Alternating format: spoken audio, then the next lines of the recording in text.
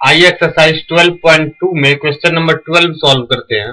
पहले इस क्वेश्चन को समझते हैं।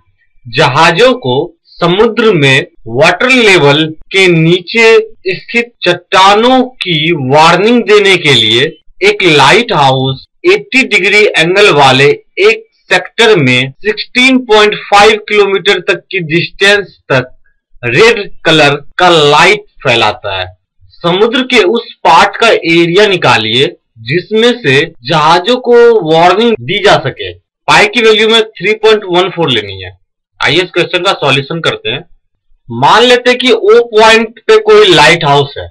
क्वेश्चन में दिया हुआ है कि वो 80 डिग्री के एंगल वाला एक सेक्टर में 16.5 किलोमीटर तक की डिस्टेंस तक रेड कलर का लाइट फैलाता है। तो ओ पॉइंट लाइट हाउस है और 16.5 किलोमीटर तक 80 डिग्री के एंगल के साथ वो रेड कलर फैलाता है। इस पॉइंट को ए मान लेते हैं, यहां बी, इस पॉइंट को पी। ओ ए इस सर्कल का रेडियस हो गया जिसकी लेंथ है 16.5 किलोमीटर। ओ बी भी सर्कल का रेडियस ही है, इसकी लेंथ है 16.5 किलोमीटर। क्वेश्चन में हमसे कहा गया है कि समुद्र के उस पार्ट का एरिया निकालिए जिसमें जहाजों को चेतावनी दी जा सके। यानी कि जहाजों को चेतावनी तभी दी जा सकेगी जहां तक उसका रेड कलर फैला होगा। यानी इस पार्ट में जहाजों को चेतावनी दी जा सकती है। It can be observed from the figure that light house spreads the red colour across a sector of angle 80 degree in a circle of radius 16.5 kilometre. Figure से देखने से हमें पता चल रहा है कि लाइट हाउस जो कि ओ पॉइंट पर है वो रेड कलर फैला रहा है उतने एरिया में जितना कि एक सर्किल में जिसकी रेडियस 16.5 है का 80 डिग्री के सेक्टर का एरिया होगा।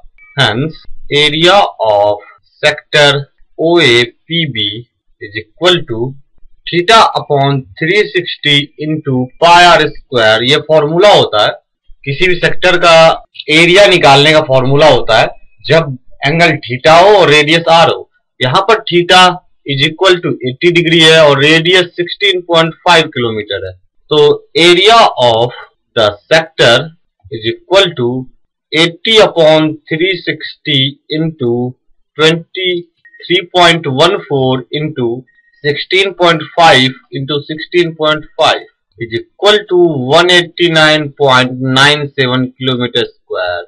Hence, area of the sea over which the ships are warned is equal to 189.97 kilometer square. तो हमें सेक्टर का एरिया मिला है 189.97 किलोमीटर स्क्वायर। तो समुद्र में उस पार्ट का एरिया होगा जहां जहाजों को वार्निंग दिए जा सके, वो एरिया है 189.97 किलोमीटर स्क्वायर।